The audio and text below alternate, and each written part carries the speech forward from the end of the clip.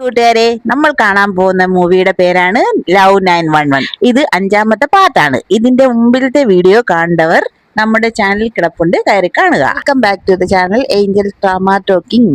രാവിലെ കിമ്മിന്റെ ശരീരം നോക്കി അവൾ ചോദിച്ചു, ഇതെന്താണ് ഈ പാടുകൾ? ഓരോ അപകടത്തിലുണ്ടായതാണെന്ന് പറഞ്ഞുകൊണ്ടിരുന്നതിന്റെ ഇടയ്ക്ക് അവൾ ചാടി എഴുന്നേറ്റ് പറഞ്ഞു, നിങ്ങൾ നിങ്ങളുടെ ജോലി നോക്കുന്നതിന് കുഴപ്പമില്ല, പക്ഷേ നിങ്ങൾക്ക് ആപത്ത് വരുന്ന സമയത്ത് നിങ്ങൾ അതിൽ നിന്ന് മാറി നിൽക്കണം. ദേവി ചെയ്ത് ഇനിയെങ്കിലും നിങ്ങൾ നിങ്ങളെ നോക്കണം. ഇനി ഞാൻ നിങ്ങളുടെ കൂടെ എപ്പോഴും ഉണ്ടായിരിക്കും. അങ്ങനെയാണെങ്കിൽ ഞാൻ ഇനി ജോലിക്ക് പോകാതിരിക്കുന്നതല്ലേ നല്ലത് എന്ന് പറഞ്ഞ് കിം അവളെ കളിയായി. അതെ, പോകണ്ട, ഞാൻ നിങ്ങളെ നോക്കിക്കോളാം. അപ്പോൾ ഞാൻ എന്ത് ചെയ്യും? നിങ്ങൾ വീട്ടിൽ ഇരുന്ന് വീട്ടുജോലി ചെയ്തോണം. വീട് കിമ്മിനെ സീനിയർ വന്ന് ജോഗിങ്ങിന് വിളിക്കുകയായിരുന്നു. പക്ഷേ കിം അത് ശ്രദ്ധിക്കാതിരുന്നു. വീണ്ടും വീണ്ടും വിളിച്ചപ്പോൾ കിം സീനിയോട് പറഞ്ഞു, നീ ഒളിക്ക്, സീനിയർ കണ്ടാൽ പ്രശ്നമാവും. അതിന് നമ്മൾ ഒരു തെറ്റും ചെയ്തില്ലോ, പിന്നെന്താ?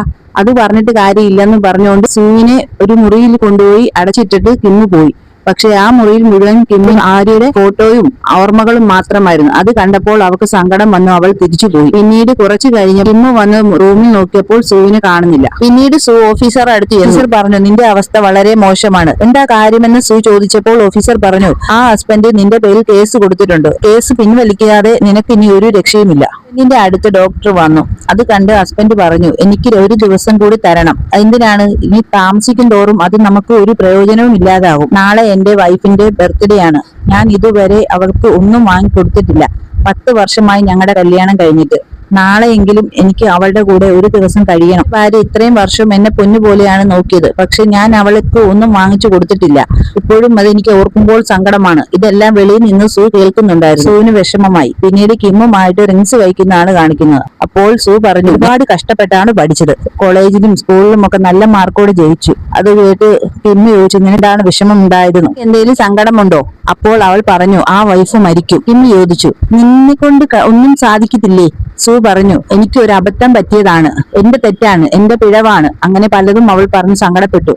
നമുക്കറിയാമല്ലോ കിമ്മിന്റെ സ്വഭാവം. കിം അങ്ങനെ ആരുടെയും മുന്നിൽ താഴത്തില്ല. കിമ്മ് മനസാക്ഷിക്കെതിരെ ഒന്നും ചെയ്യത്തില്ല. സൂവിന്റെ ആഗ്രഹം കിമ്മ് അയാൾക്കെതിരെ സാക്ഷി പറയണമെന്നാണ്. പക്ഷെ സൂ പറയുന്നതൊന്നും കിമ്മ് കേൾക്കുന്നില്ല. നീ കാരണമല്ലേ ഒരാളുടെ ജീവൻ പോയത്? അത് കേട്ട് സൂ പറഞ്ഞു, ഞാൻ ഒരാളുടെ ജീവൻ കളഞ്ഞു, ശരിയാണ്, പക്ഷെ ഞാൻ 100 പേരെ രക്ഷിച്ചിട്ടുണ്ട്. സൂ കിമ്മിനോട് ദേഷ്യപ്പെട്ടു.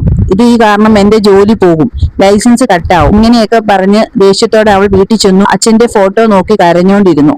കിമ്മും അതുപോലെ. അന്ന് ഉറങ്ങാൻ കഴിഞ്ഞില്ല. അവൻ അവന്റെ ഭാര്യയുടെ ഫോട്ടോ നോക്കി കൊണ്ട് സങ്കടപ്പെട്ടിരിക്കുന്നു. തന്റെ ഭാര്യയും ഇതുപോലെ തന്നെയായിരുന്നല്ലോ എന്നോർത്തു. പിന്നീട് കാണിക്കുന്നത് ഒരു അപകട സ്ഥലമാണ്. അവിടെ ഒരു ലേഡി വണ്ടി ആക്സിഡന്റ് ഉണ്ടായി കിടക്കുകയാണ്. രക്ഷിക്കാൻ ശ്രമിക്കുന്നതിന്റെ ഇടയ്ക്ക് ശൗഷി അടുത്തു വന്ന് എത്രയും പെട്ടെന്ന് ആംബുലൻസ് റെഡിയാക്കാൻ പറഞ്ഞു. വഴി ബ്ലോക്കാണ്, ഒരു രക്ഷയുമില്ല. അത് കേട്ട് കിമ്മിന് ദേഷ്യം വന്നു. അവളോട് ദേഷ്യപ്പെട്ടു, എത്രയും പെട്ടെന്ന് രോഗിയെ നമുക്ക് രക്ഷപ്പെടുത്തണം. സാറയും സൂവും ഹോസ്പിറ്റലിലാണ് പിന്നെ കാണിക്കുന്നത്. അവിടെ ചെന്നപ്പോൾ ഹസ്ബൻഡ് ഡോറ് ലോക്ക് ചെയ്തിരിക്കുകയാണ്. കുറെ നേരമായിട്ടും അവിടെ നിന്ന് സ്റ്റാഫുകളൊക്കെ തുറക്കാൻ പറഞ്ഞ് ബഹളം വെച്ചു. സൂവിനെ കണ്ട ഉടനെ അവിടെ നിന്ന് ഡോക്ടർക്ക് ദേഷ്യം വന്നു. നിന്നെ കണ്ടാൽ അയാൾക്ക് വീണ്ടും കലി കയറും, നീ എത്രയും പെട്ടെന്ന് ഇവിടെ പോകാൻ പറഞ്ഞു.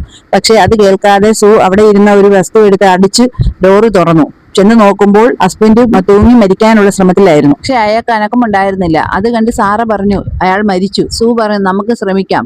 അങ്ങനെ ശ്രമിച്ചപ്പോൾ സൂ ഹസ്ബൻഡിനെ രക്ഷപ്പെടുത്തി. ഈ വീഡിയോ ഇഷ്ടമായ ലൈക്ക് ചെയ്യുക, ഷെയർ ചെയ്യുക, സബ്സ്ക്രൈബ് ചെയ്യുക. അടുത്ത വീഡിയോ കാണുന്നവരെ see you soon.